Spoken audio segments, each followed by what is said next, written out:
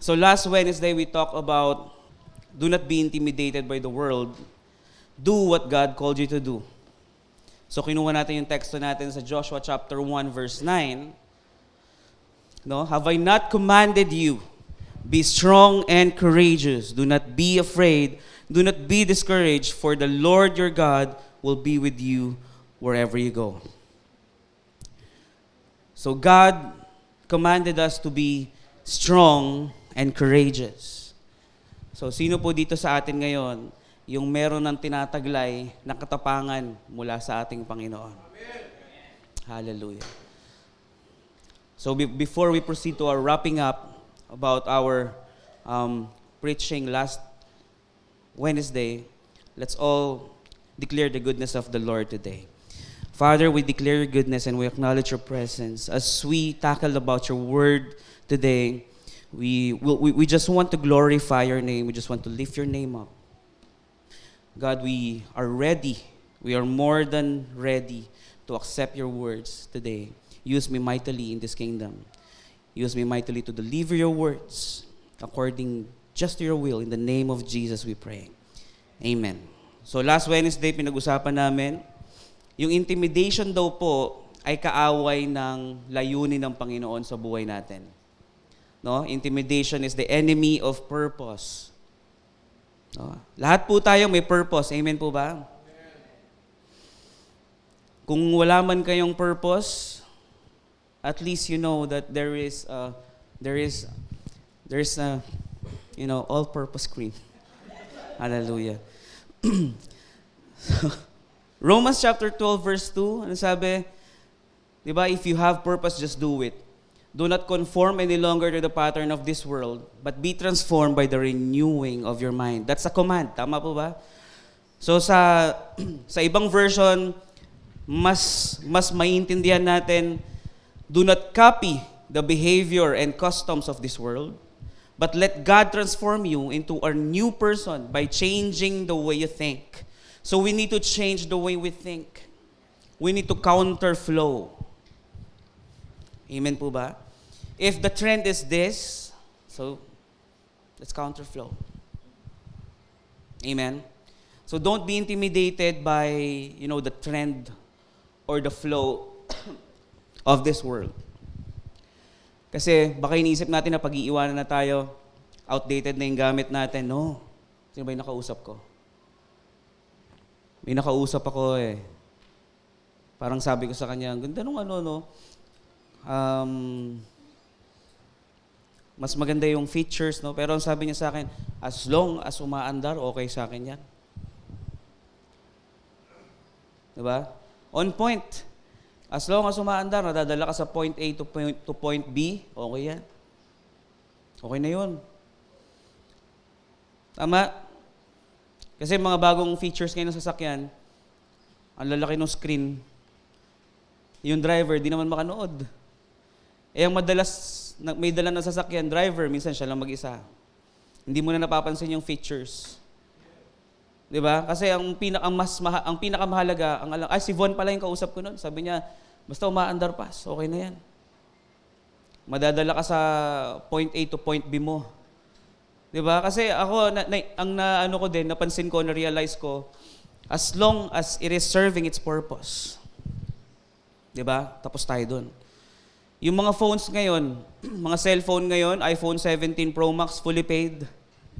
iPhone 13 Pro Max o iPhone 13 man yan, hindi naman natin na ma-maximize yung full potential ng gamit eh.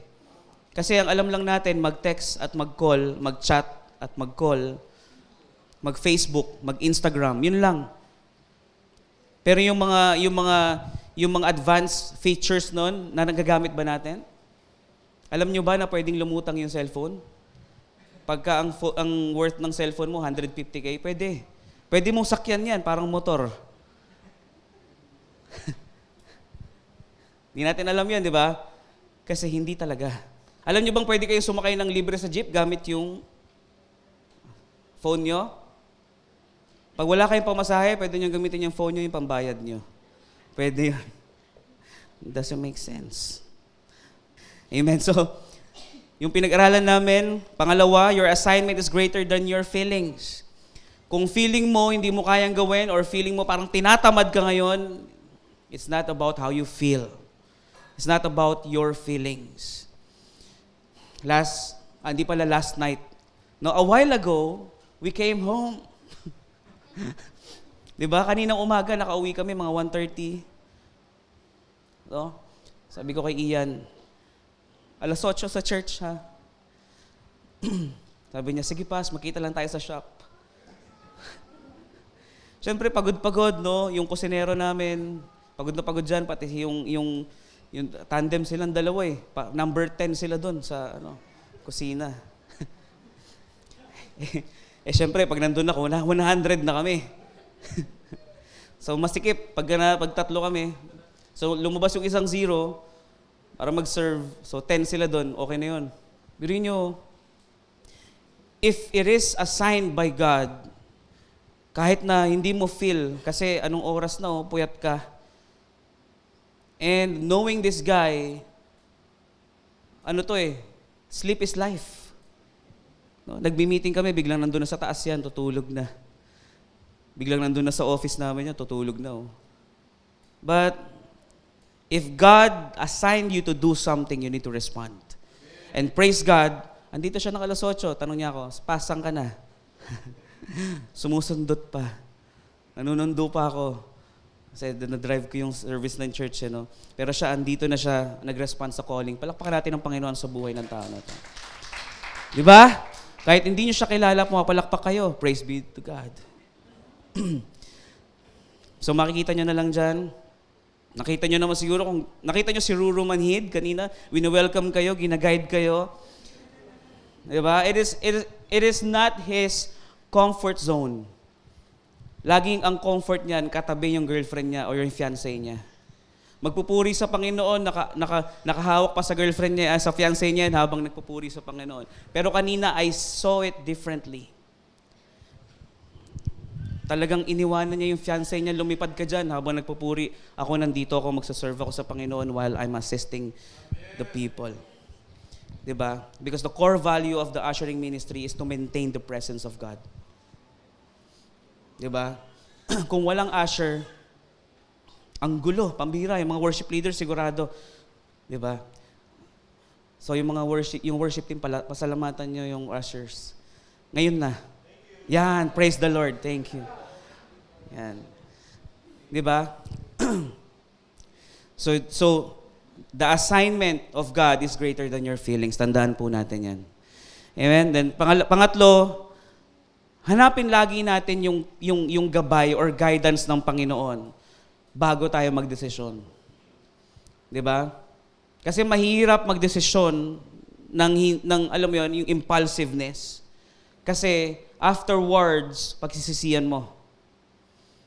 Do not make a decision on your temporary emotions.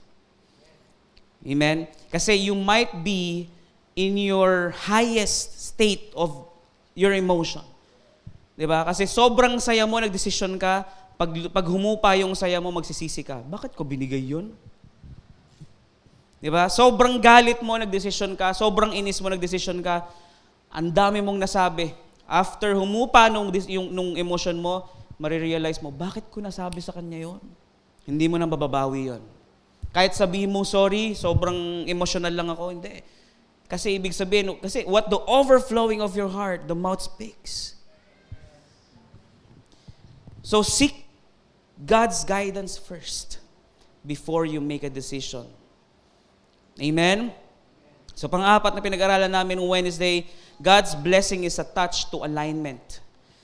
No? If you are attached to the alignment of God, you will be blessed. Ang dami sa atin naghihingi ng blessing, pero hindi naman pinapursue yung kingdom ng Panginoon.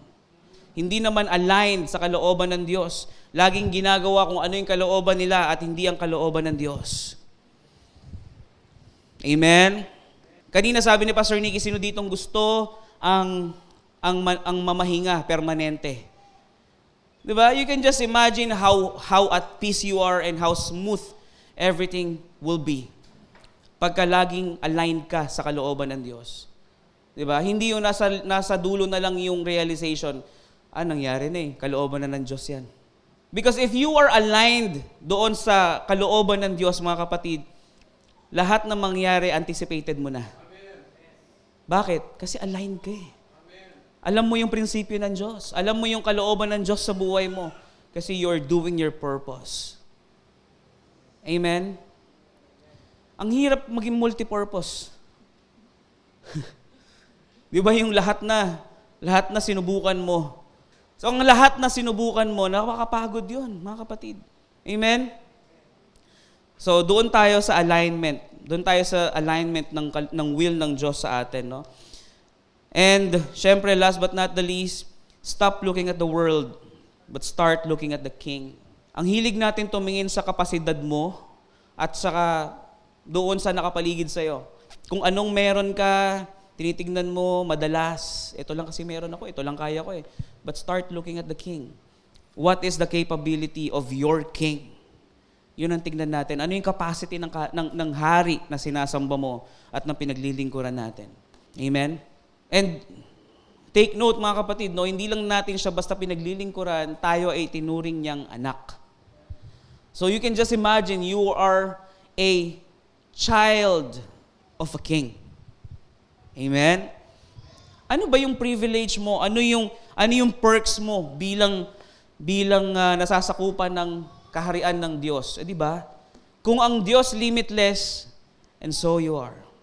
Hallelujah. So ang pag-aaral natin ngayong umaga ay pinamagatang, do not be intimidated by the world. 2.0. Pero ang subtitle niyan, because heaven has already authorized you. So kung kanina sinabi natin, or nung Wednesday sinabi natin, do what God called you to do, yes. Diba? Kahit pagkatapos natin pag-aralan ng Wednesday yon, mapapatanong pa rin tayo paano nga?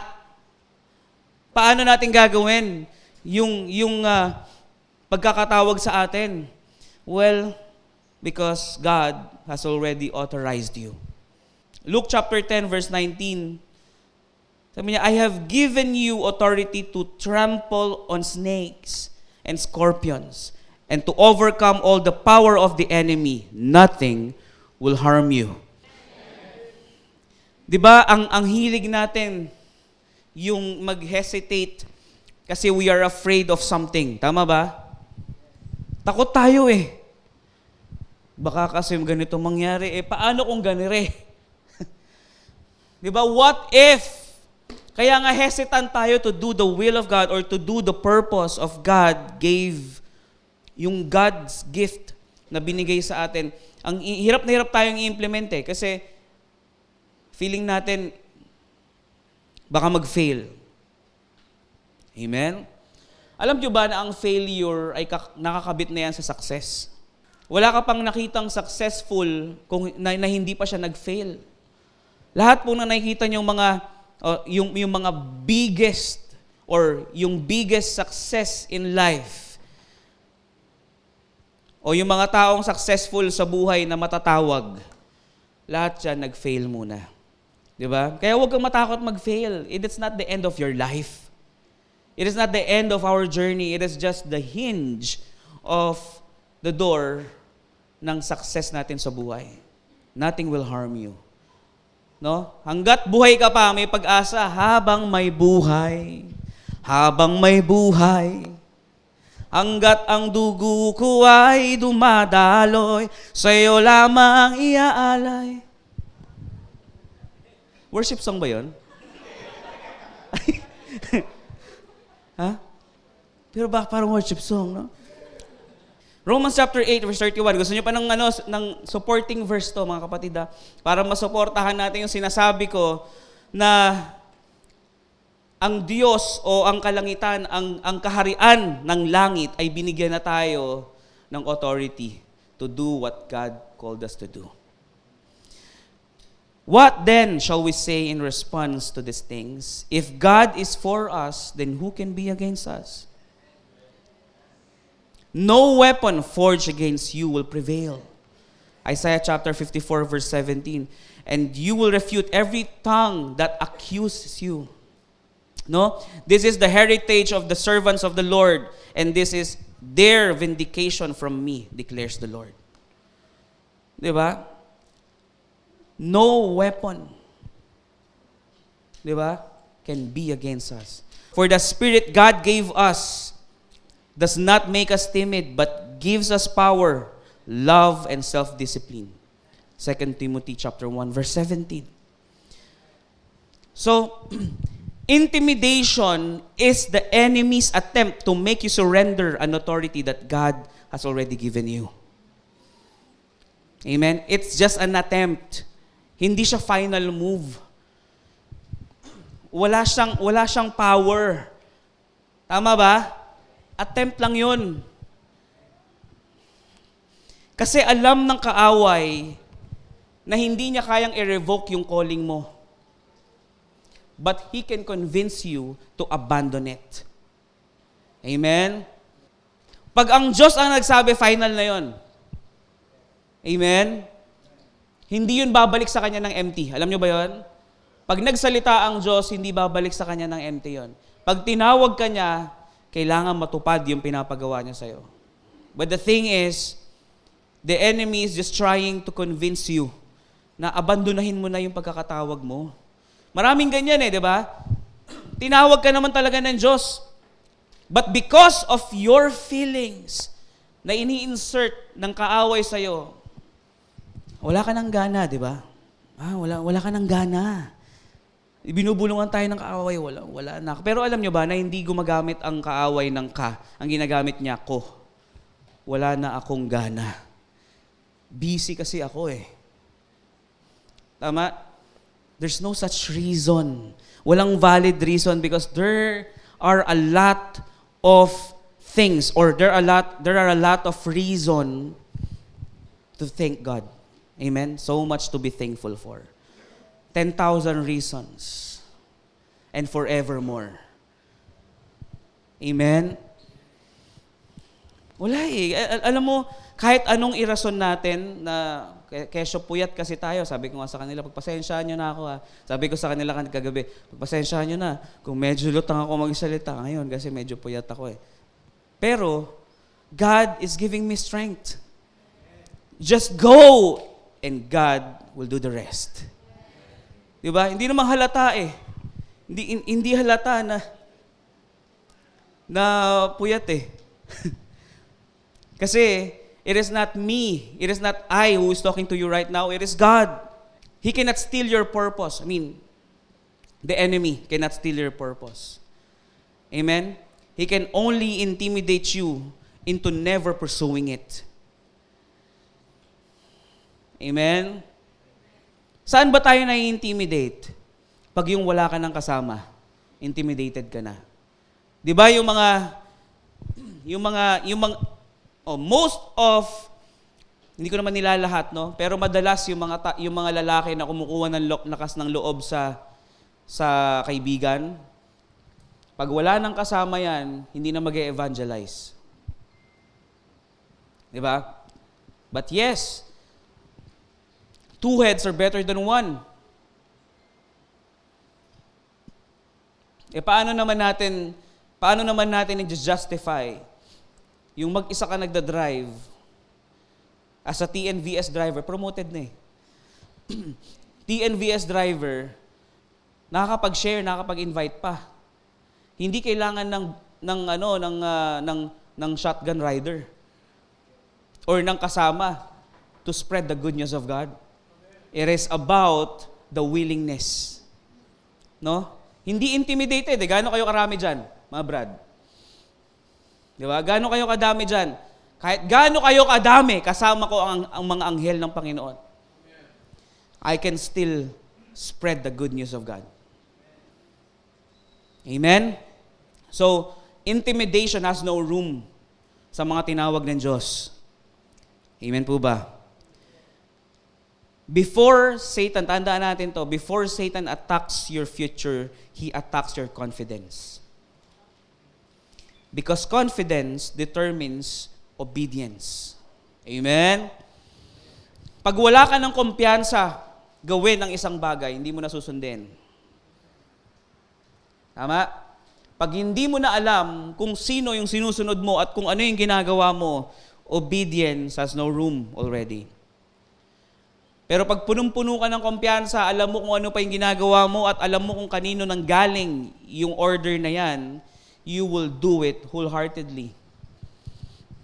Amen? So, yung future mo, secured na. Tama ba? Kasi buong-buo yung kumpiyansa mo, alam mo yung ginagawa mo eh. Tama?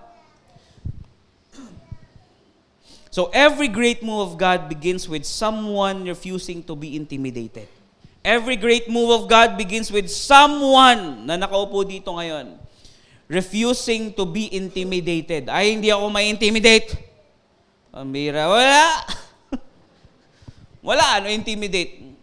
Mas gwapo sa akin? Sus naman pambihira. God created me beautifully, wonderfully.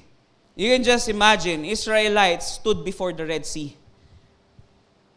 Nakaka-intimidate siya, biruin mo, dagat, tatawirin mo, but they stood. Amen? David stood before Goliath. Oh, may intimidate ka pa. He refuses to be intimidated. Amen? The great move began to the people who refuses to be intimidated. Ba't ako mai-intimidate sa'yo? Potso ka, sabi ni David. I have a big God. I may holding a small stone, but this stone can kill you.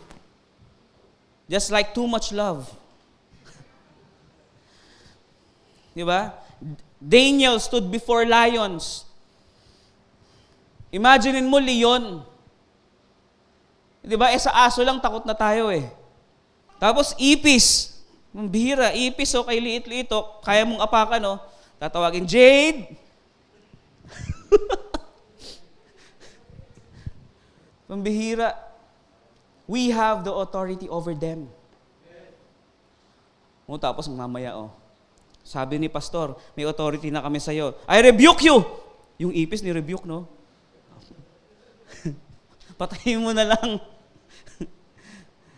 So let's apply this. Do not be intimidated with anything else. Wag tatawir na kamamatay. Sabi ng Panginoon, huwag tayo ma-intimidate. Tawid! Hindi naman ganun. Mag-isip-isip ka rin. Ang bihira, may warning na nga, huwag ka nang tatawid eh. Di ba? Amen po ba? Amen. Jesus stood before Pilate with confidence. Di ba? With confidence. Di ba? Hindi siya na-intimidate. Sino? Sige. Sabihin nyo na lahat ng mga bagay or sino mang taong kinai-intimidatean nyo kaya hindi nyo magawa yung kalooban ng Diyos sa buhay nyo. I-confess nyo na ngayon. Because God will deliver you from them. Ano napansin nyo? Ito pa isa. The apostles stood before governments. Diba? Nakita nyo yung mga nagrarally doon?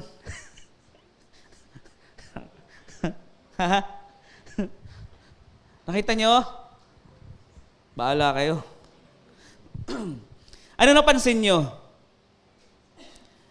None of them escaped intimidation. They simply refused to bow on it. Amen? They refused to bow to it. Si Meshach, Shadrach, and Abednego, na-intimidate ba sila kay King Nebuchadnezzar? Hindi, ang laki nung statue, di ba? Hindi sila lumuhod, hindi sila yumuko doon. Because they know, and they really know that they have a big God. Ano nangyari? Because they refuse to be intimidated, or because they refuse to bow to it, pinatapon sila doon sa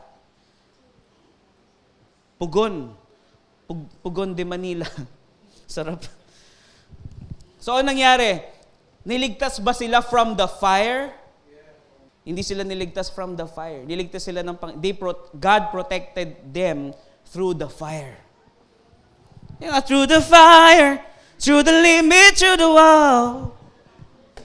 Amen? So, huwag kang matatakot na, na i-judge. God will protect you through them. Amen? So, mambihira, huwag kang matatakot masaktan kasama sa buhay yan. Ay, natatakot ako baka kasi hindi na nila ako i-friend. Natatakot ako baka kasi tanggalin ako sa trabaho pagka nanindigan ako sa pambihira. Ba't ka matatakot? Sabi nga ni Ian, kung anong kinakain niya, ganun din naman kinakain ko Nakaka 200 million every contract. Bakit hindi ko kaya pares lang kami na kinakain. Grabe namang faith yun, di ba? Hallelujah. Don't be intimidated. The greatest victory is not where your enemy disappears. Tandaan po natin yan. The enemy is always there. You may look like that you are surrounded. Bakit kayo natatawa? Parang, di ba? Sumuko ka na! Napapaligiran na kita! It may look like that I'm surrounded, but I'm surrounded by you. The enemy is always there. The greatest victory is not where the enemy disappears. It is when your enemy no longer controls your decision.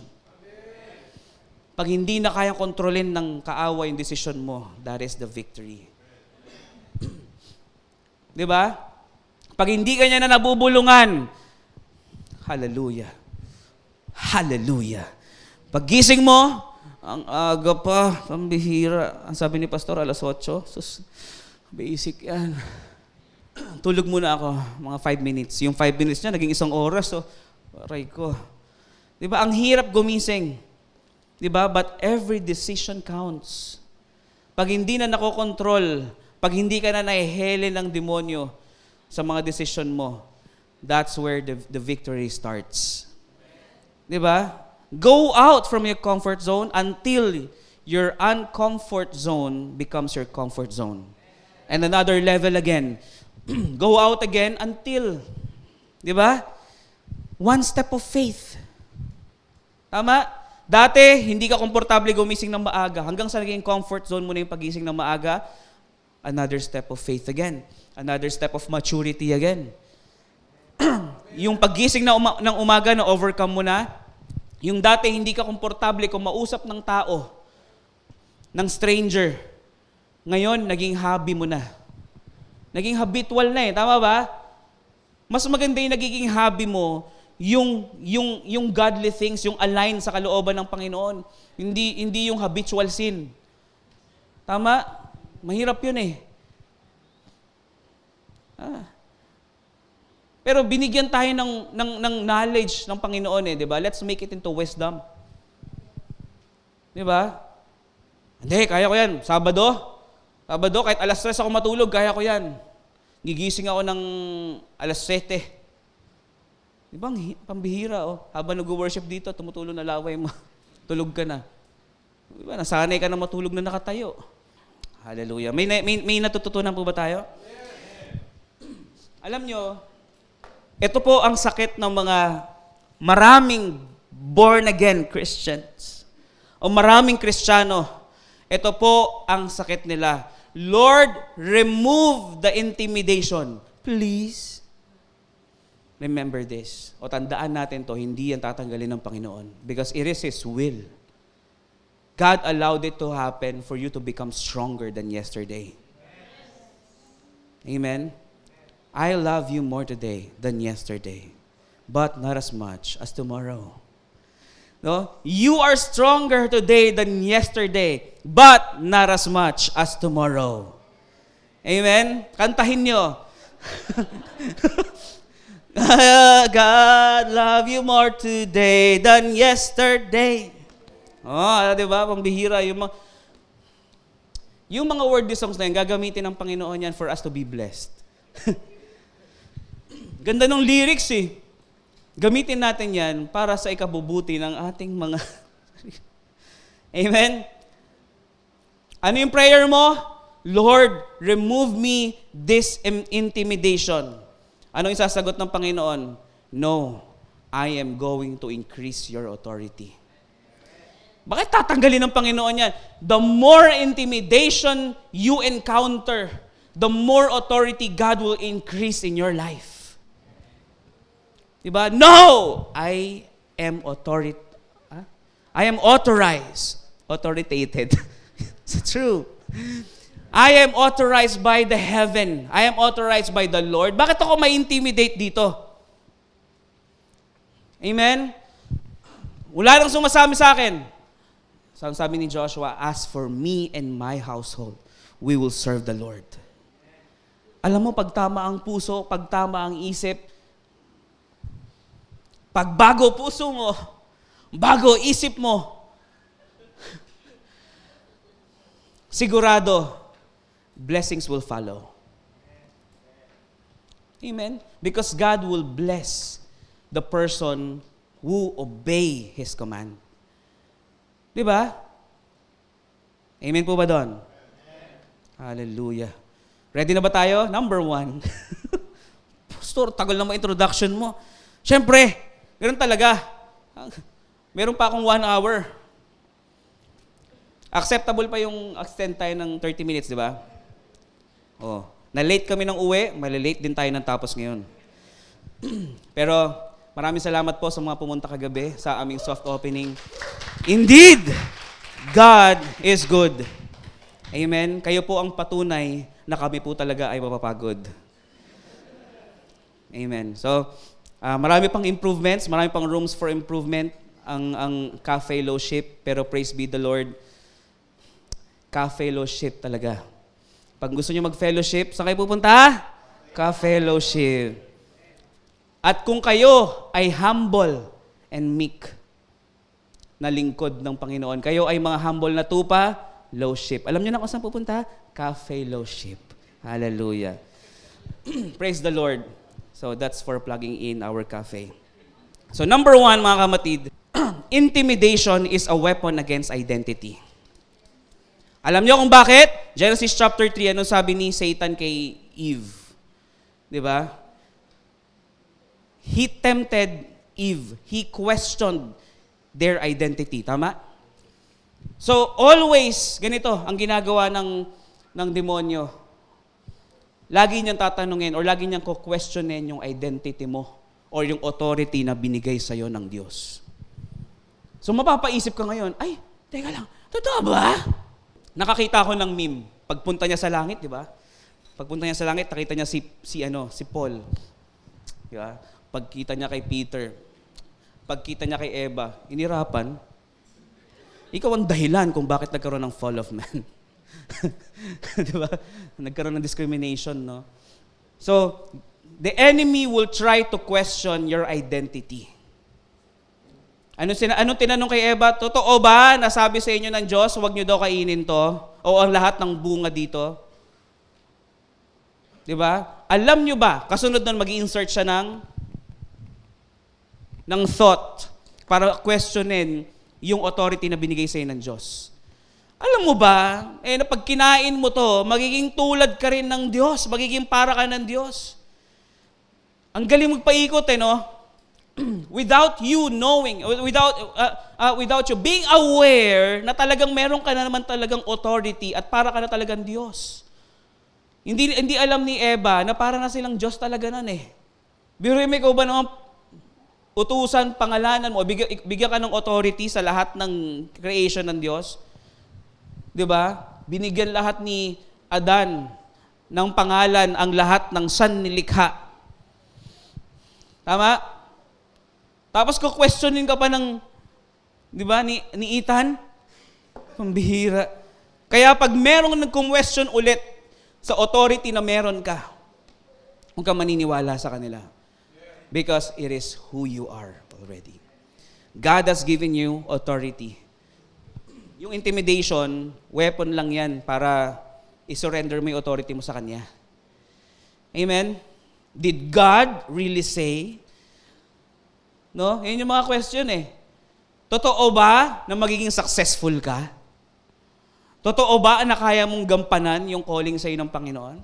Kaya mo ba talaga? No? Minsan yung enemy nagpapanggap nating kaibigan yan eh. Diba? Yung mga oh, pastor ka na? Kaya mo ba talaga yan? Oh, nagtayo ka ng negosyo? Kaya mo ba? Kaya ko yan. Kaya natin yan. Tama? Ibinigay na ng Diyos yung authority. Imposibleng hindi mangyari. Imposibleng hindi maganap. Just be strong and courageous. Amen?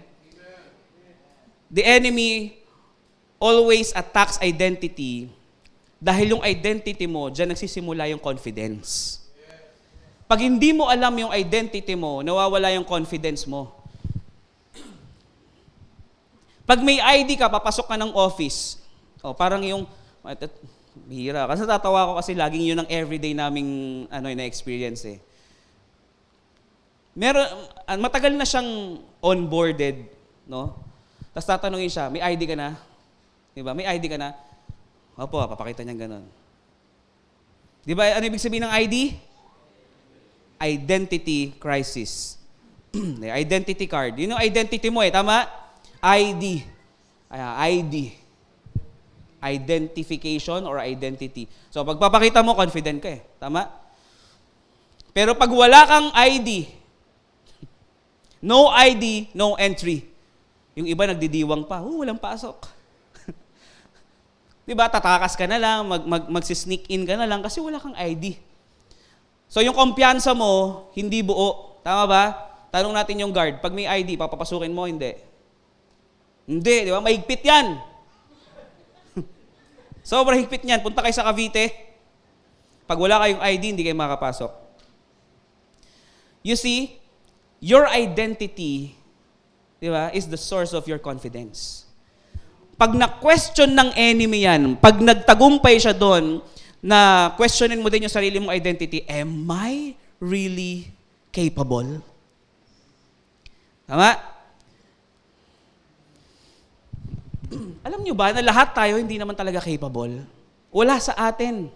Because God never calls the qualified. He qualifies the called. Amen? You fight from identity? Yes, okay. Kung sa tingin mo, qualified ka, nagkakamali ka. No? Ay, magaling ako sa math, magaling ako mag-English, magaling ako magsalita. Wala. Definitely, you will have weakness pa rin. Di ba?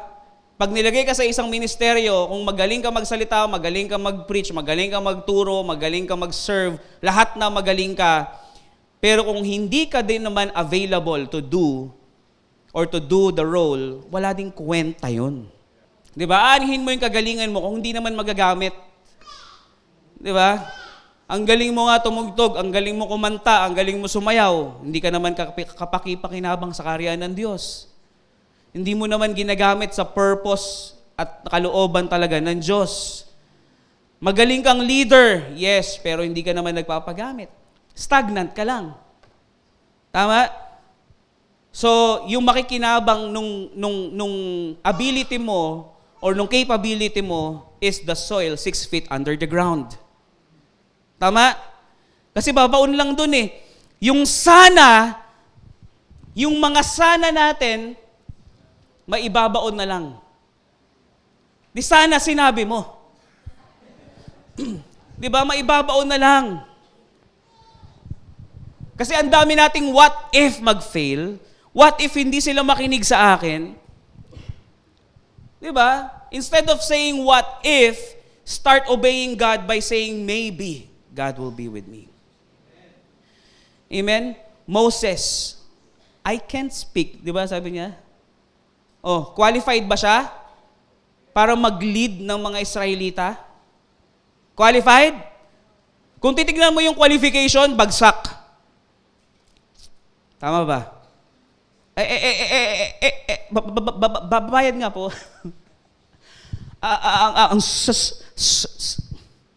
sabi ng top, di ba? Pambihira mag-preach ganun, no?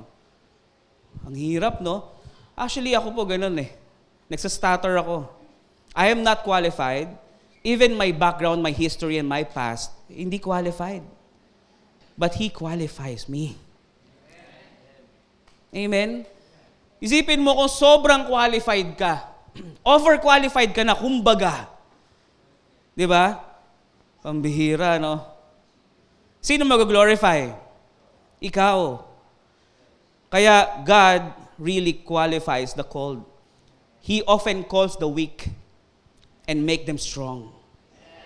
Hallelujah. Si Jeremiah, ano sabi niya? I'm too young. Bata pa po ako. Hindi ko pa po kaya maglingkod.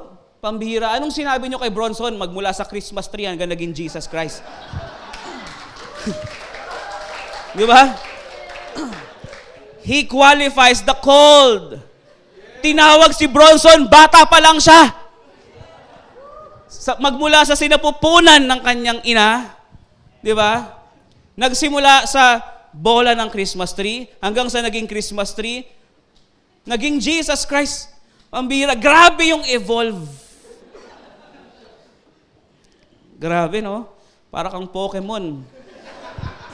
Antindi ng evolution. The evolution of tree. Of Christmas tree. Grabe, praise the Lord. Walang dahilan talaga eh. I'm too old. Pambihira. Noon, I'm too young. Ngayon, I'm too old. Saan ka lulugar? Ayaw mo lang talaga. Pag ayaw, maraming dahilan. Pag gusto, maraming paraan. Merong mga taong umaayaw pa nung una, pero hindi nila kayang i-contain yung will ng Diyos, kaya pupunta pa rin sila. Gagawin pa rin nila. Kasi may panawagan ka mula sa Diyos eh. Dalawa lang yan. Either you do it or you do it. Amen? Hallelujah.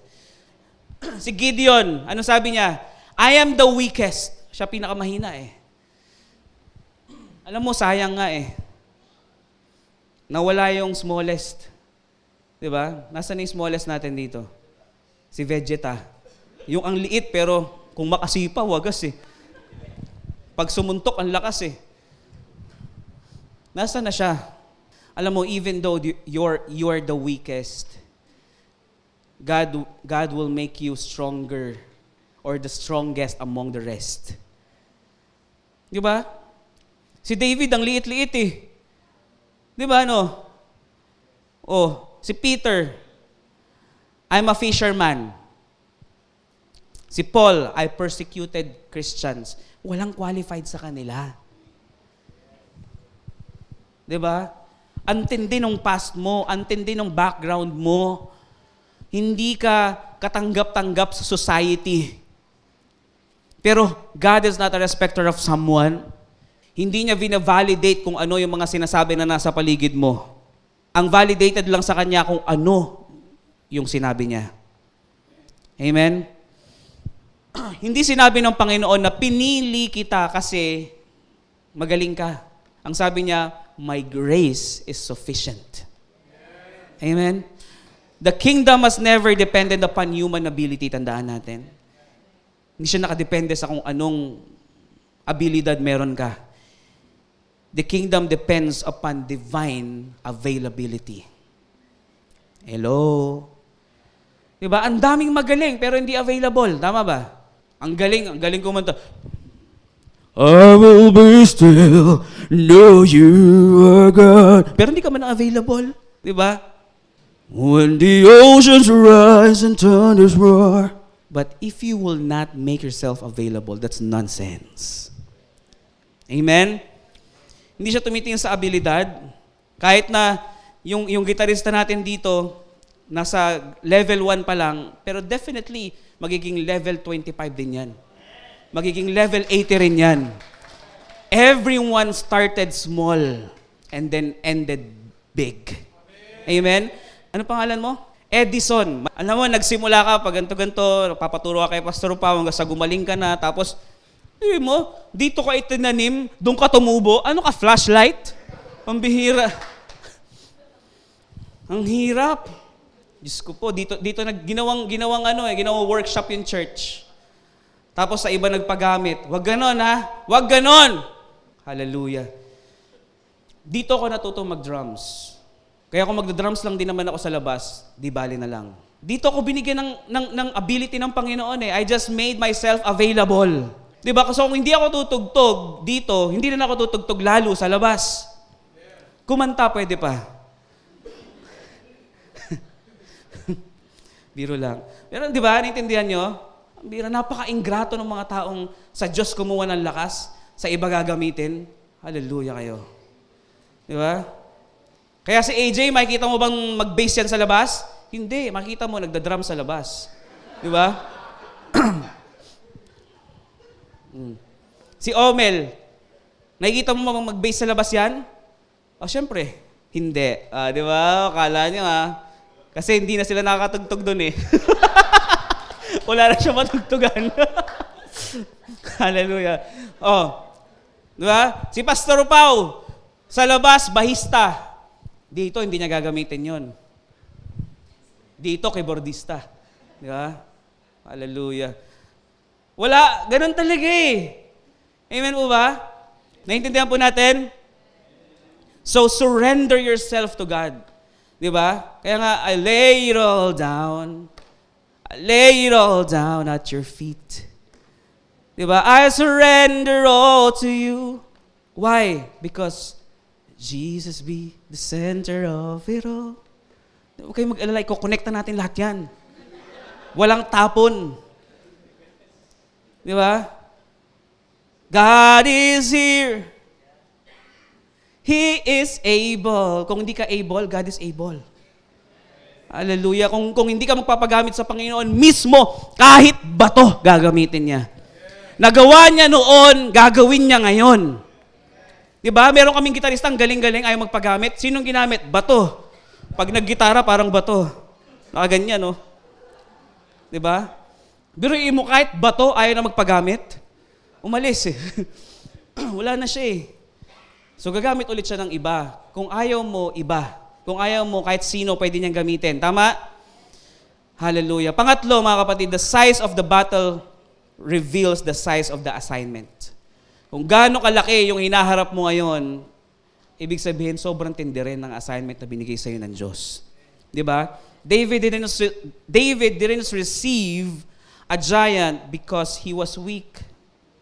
He received a giant because he carried a king. Di ba? I mean, receiving the battle. Tama ba? The bigger the assignment, the greater the resistance. Amen po ba? Don't misinterpret opposition. Resistance confirm direction. You know, every promotion in Scripture required confrontation. Kaya nga yung mga testimonies natin, bago ibigay ng Diyos, talagang susubukin muna eh. Tama ba? Sinusubok talaga muna ng Diyos kung kaya ba talaga ang pagkatao mo na, kung handa ka na ba talaga para i-handle yung promotion. Hindi ka mapopromote kung hindi mo pa kayang i-handle yung posisyon. Di ba? Israel fought before entering Canaan. Tama ba? Paglaban muna talaga eh. Nehemiah rebuilt while under attack. Amen? Hindi pinangako ng Panginoon everything will be smooth sailing. So kung may pinagdadasal ka ngayon, expect the unexpected. Or expect mo na talagang merong rocky road. Tama? May mga challenges talaga. May extra challenge. Amen?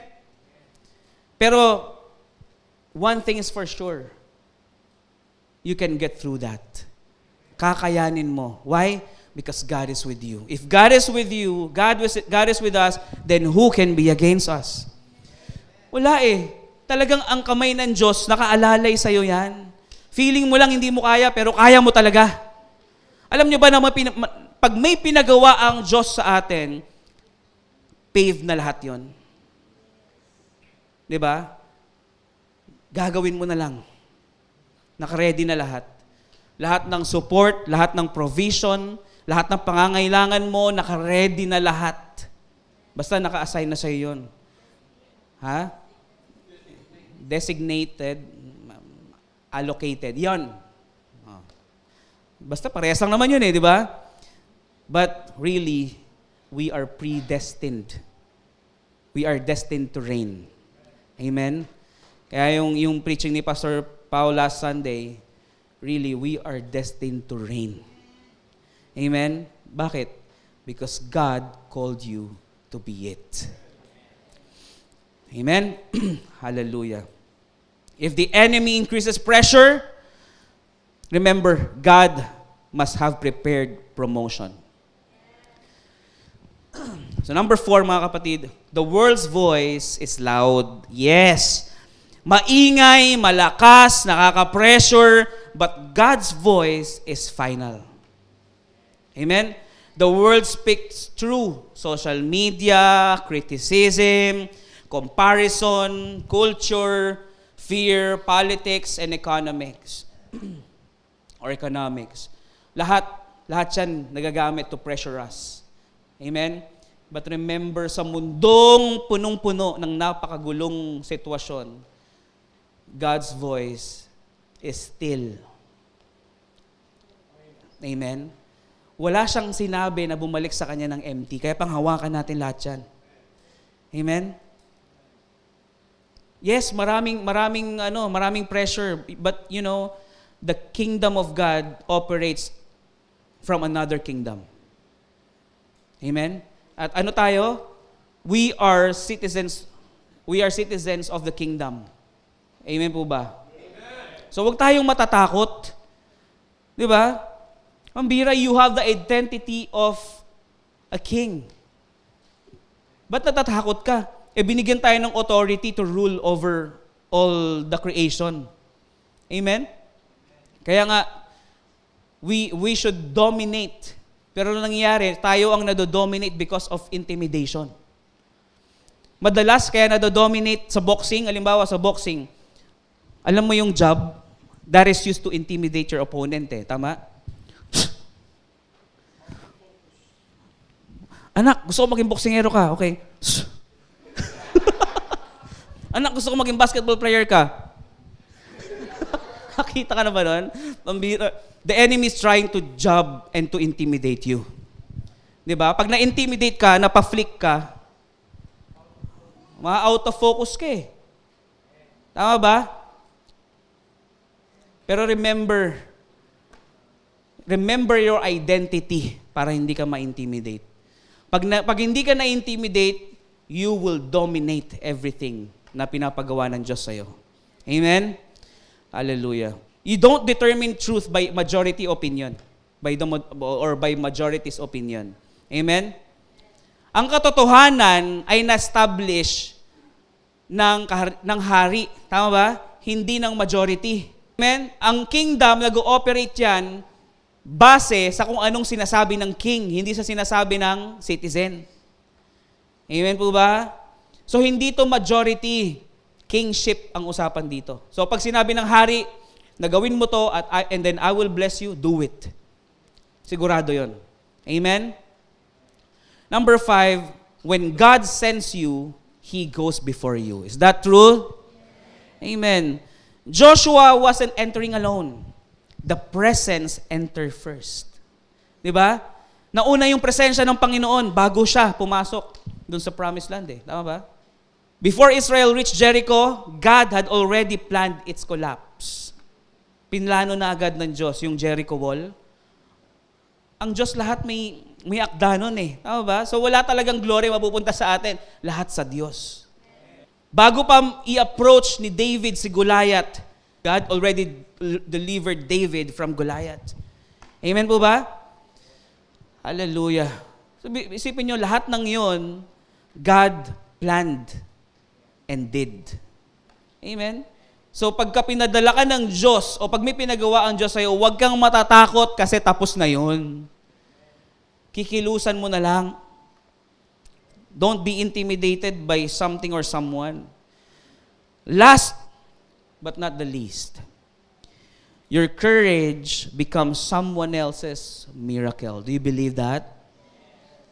Kung si Esther nanahimik, malamang namatay yung nation. Tama? Kung si David nanatili lang sa bahay nila, nanood ng Netflix, may Netflix naman na. Kung si David nanatili lang sa bahay nila, nagpakain ng mga alaga nila, or alam mo yun, nanatili lang na ang tingin sa sarili niya maliit,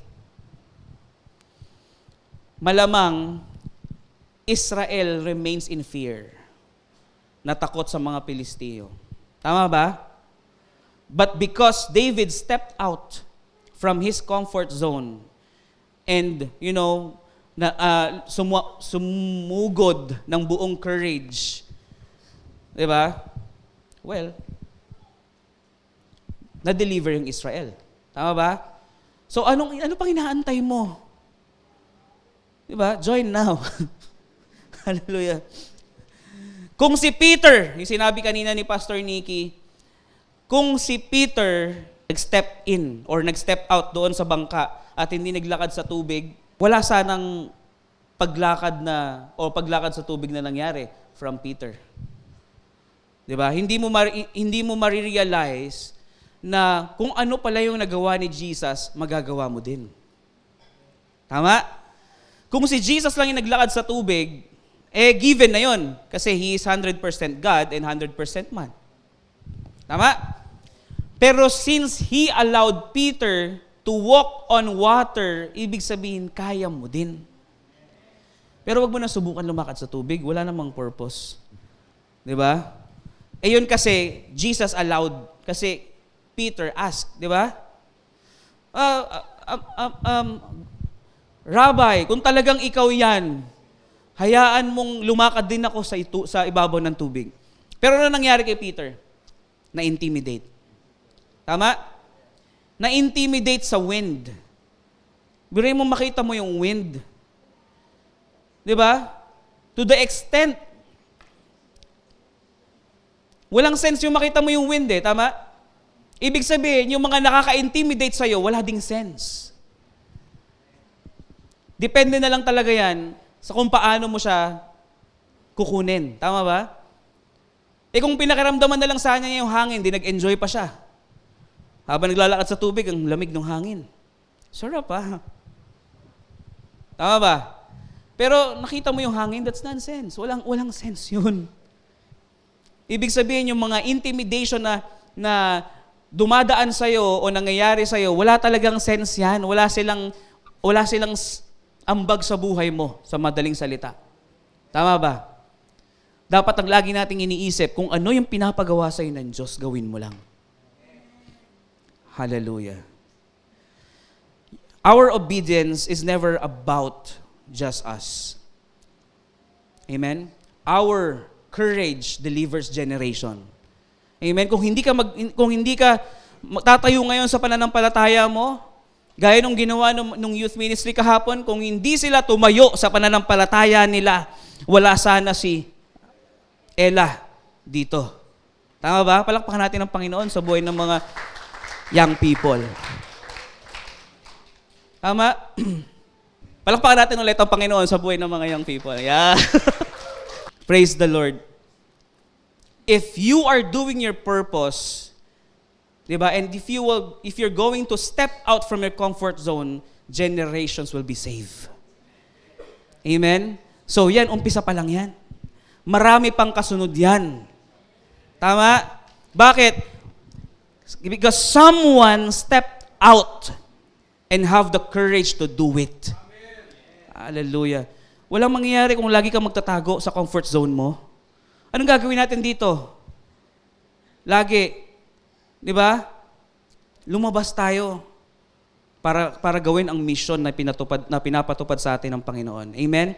Somebody is waiting for your obedience. Amen? So, Joshua wasn't told, be strong because you're experienced. Di ba? Hindi Sabi, be strong and courageous. Be strong because I am with you. Yun ang sabi ng Panginoon. Tama? Hallelujah. So today, mga kapatid, God is breaking intimidation sa ating lahat. Amen. Do you believe that? Not because your circumstances change, but because your perspective change. So pag nabago yung mindset, yung intimidation nawawala. Tama? Amen po ba? Stop shrinking your gift. Huwag nating paliitin yung regalo na binigay sa atin ng Panginoon. Stop fearing people's opinion. Opinion lang nila yon. Matakot ka pag ang Diyos na nagsabi. Amen? Stop comparing your journey. Magkakaiba tayo. Amen po ba? Hindi mo dadaanan yung dinaanan niya dahil iba yung journey na binigay sa iyo ng Diyos. Marami kang may inspire na tao because of your own journey. You carry heaven's authority, not someone's authority. Walk like it. Pray like it. Manguna ka gaya ng binigay ng Diyos na authority sa buhay mo. Amen po ba? Amen. Speak like it and build like it. So in conclusion, mga kapatid, may natutunan po ba?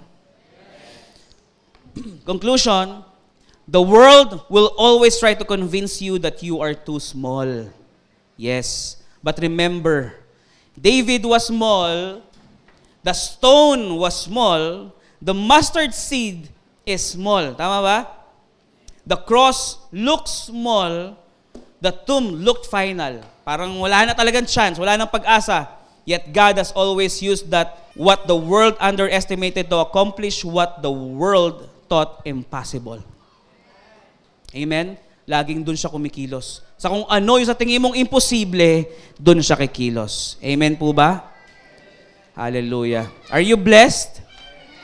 Praise the Lord. Mari po ba tayong lahat ay tumayo at tayo ay manalangin? Praise the Lord. Hallelujah. Father God in heaven, we give you thanks. We glorify your name.